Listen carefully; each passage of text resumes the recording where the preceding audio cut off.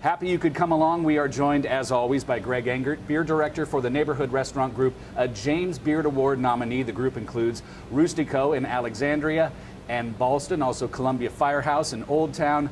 Greg, it is always good to see you. See you too. What do we have on tap this week?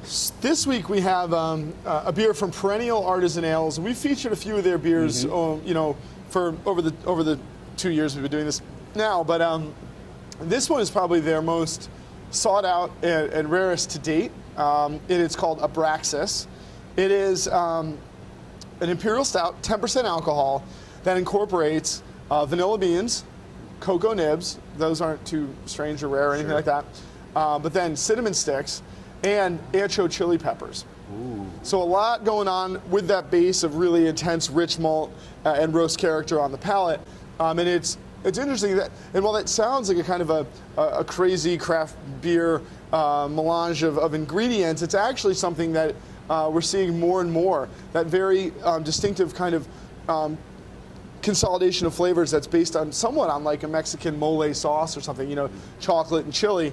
We're seeing this, and we've seen it for a long time in other really, really hard to find beers. So Cigar City Brewing Company out of Tampa Bay, Florida, they're actually inching their way up this way. We're going to see their beer in Virginia, Northern Virginia and DC very, very soon. But they're known for making an imperial stout with chili peppers called Hunapoo. There's Prairie Artisan Ales we've talked about before. They're out of Oklahoma. They make one. You had it here a few weeks ago. I came and tried it. It's called Bomb. Yeah, and that's even really bigger. Good. That's like 14%. And then there's a really great brewery down in South Carolina called Westbrook, which makes a beer called Mexican Cake.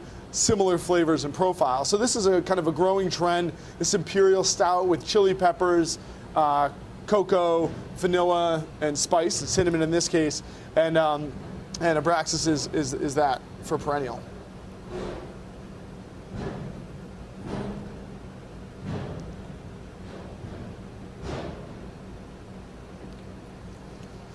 Oh, that's real nice. That's amazing.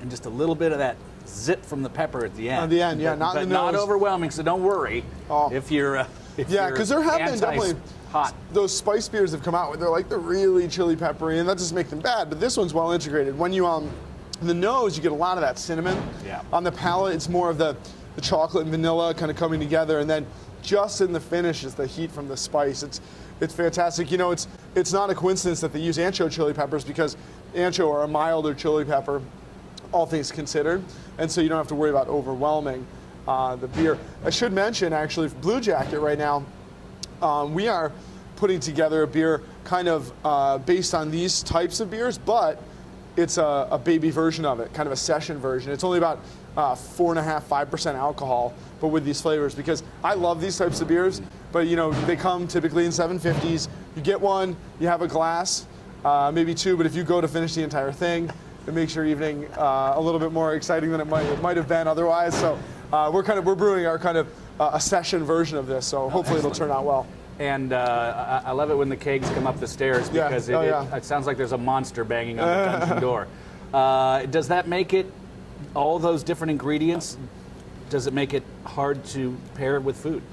In many ways, this is like something that is done already. There's so much going on. It has a kind of food it's very culinarily inspired. And because of its scarcity, you probably will be tasting it on its own just to access the nuances of it by itself. But then, if you're going to do that, it's great at the end of your meal. It's an awesome dessert beer. However, and maybe this is just because of the mole kind of Mexican inspiration, I can see doing this with really rich Mexican food, like beef chimichangas, burritos, even just like standard guacamole. You kind of bring in this chocolatey, roasty flavor. What's cool about it is, even though it's got this dessert element with the vanilla, the cocoa nibs, the cinnamon, it still has a kind of savory, meaty richness to it that I think would stand up well to kind of heartier Mexican fare. All right, as Greg mentioned, this is our second anniversary month, December. We started in December of 2011.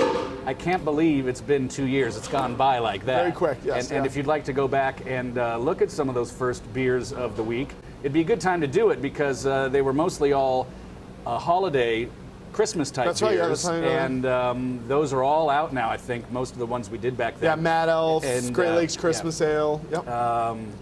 I think we look pretty much the same, although I'm probably skinnier than the ones from 2 years ago.